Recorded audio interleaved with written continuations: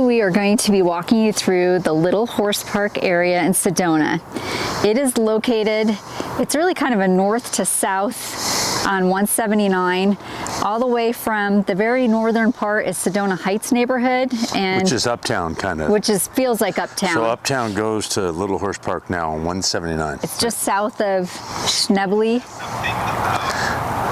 and you would probably know it by the famous landmark, that Lucille Ball House, the seven arches, when you look up on the hillside. So it starts with the Sedona Heights neighborhood and it goes all the way south to the Chapel area and back and beyond. People also know the Lucille Ball as the Doublemint twins. They own it now. The two girls that run that commercial, the two ladies. Anyway, they bought the house. But anyway, yeah, and then it kind of ends at the Chapel area, because the chapel's on the hill, and so that's where we'll end. So there's one gated community in this area, which is back and beyond. And there are, you'll probably also know it by a lot of the different trailheads. You've got Broken Arrow, Margs Trailhead, Little Horse Trail, which is Great what trails. The whole neighborhood, the area was named after. Yep. There's a lot of, the Broken Arrow Trail is popular for the Pink Jeep tours. Yeah, we love it. We just hiked a couple weeks ago back up here, just behind, just over here. Margs Trailhead. We parked like a block away. Margs Trailhead is beautiful back here. It is it was quiet, pristine, sunset, gorgeous. Yeah.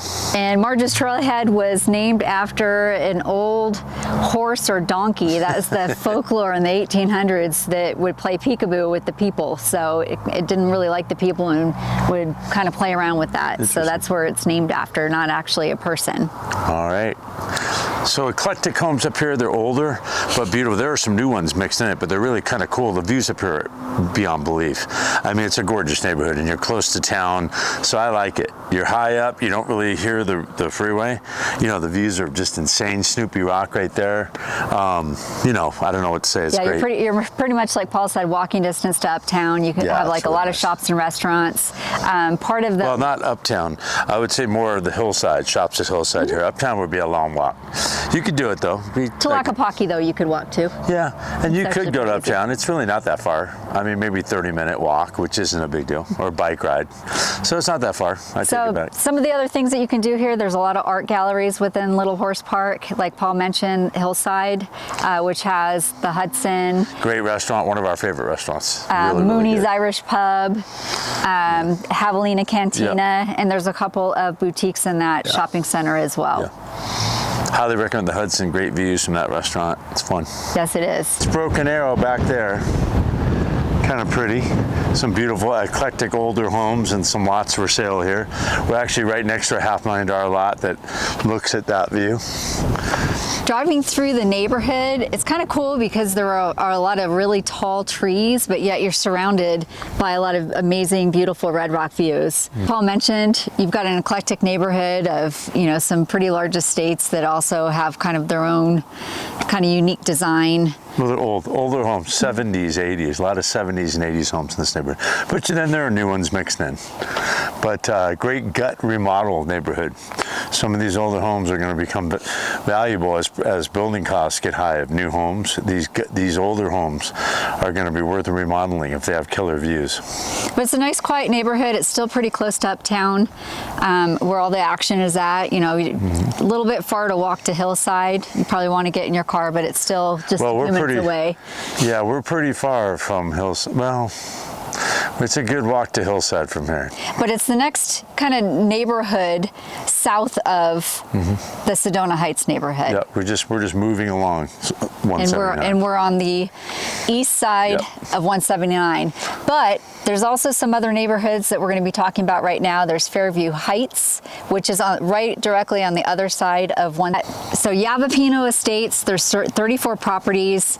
Some of the houses back to National Forest as well as Oak Creek. Right now, there's currently a property on the market that's $6.5 million. It has multiple house on it and a guest house. It has horse stables. It does back to Oak Creek, and it's on a lot of acreage.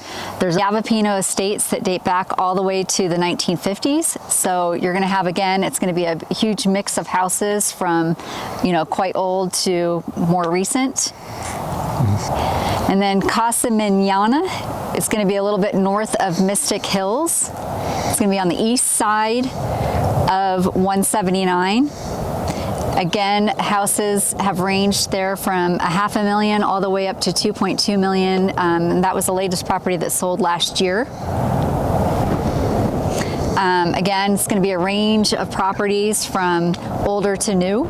So obviously we're in the chapel area. We just sold this lot a couple weeks ago. The church is behind us.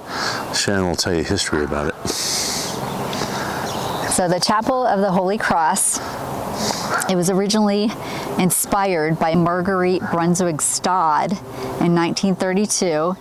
She was inspired by the Empire State Building, and so she originally tried to do this in another country with Lloyd Wright, Frank Lloyd Wright's son, and then they came over here and did it here. But she was a local sculptor and rancher here in Sedona. Did the church here, built the church.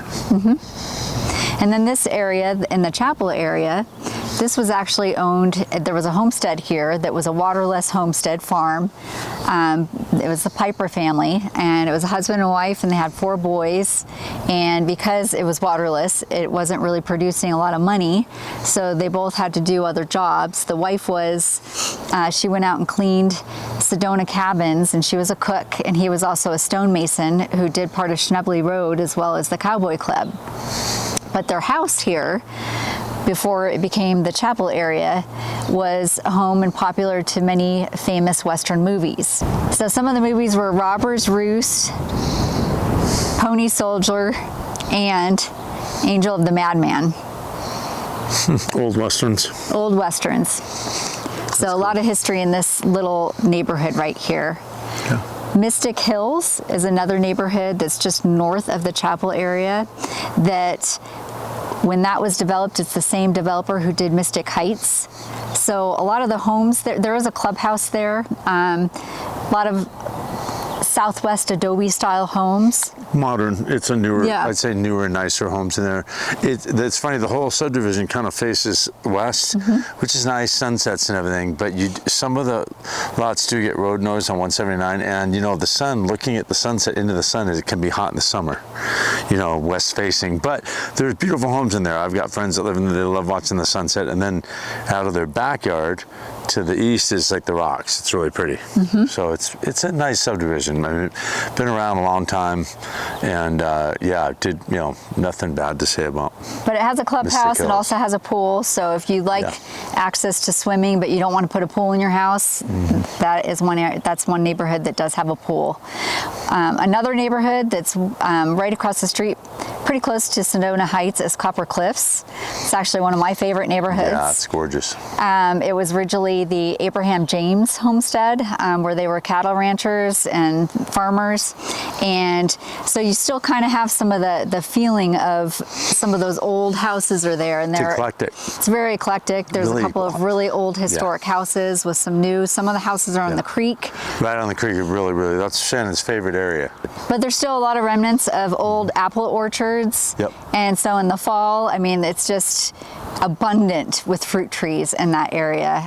There is another little farm that has goats, and it's just a fun little area that you wouldn't even think is in Sedona, right in uptown area, but it is right across the street from Hillside, and you do see some Red Rock views, but the quaint and charm to me. Another little popular house here is that house that's painted pink with white trim that a lot of people think that Nicolas Cage used to own. It's actually right behind me. It's right above Shannon's head back there. That is actually not Nicolas Cage's house, and never was. It was actually the person that invented the LASIK eye surgery, and that is actually his house, and most people wonder where that came from and whose house it is.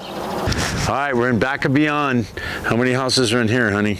104 properties. Wow, yeah, it's big. I didn't realize it was that big subdivision.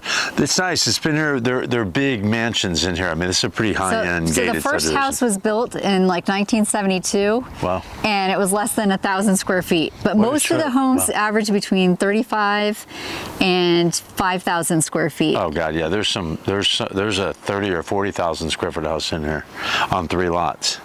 too. So there's some mansions in here, 6, 7, 8,000 square feet. But it's nice. It kind of has those views, the cathedral that you see in the background. So it's kind of south, you know, and sunset facing. So a lot of the subdivisions along 179 in this area are going to have that. But in the winter, it's great. It's going to be warm, and even in the summer, it's not bad. I mean, you know, it's going to be hot to the west and to the south, but you know, it's beautiful views. And if you like sunny, you're going to have a lot of sun. And, you know, it is on the east side of 179, just at pretty much the Cathedral Rock trailhead.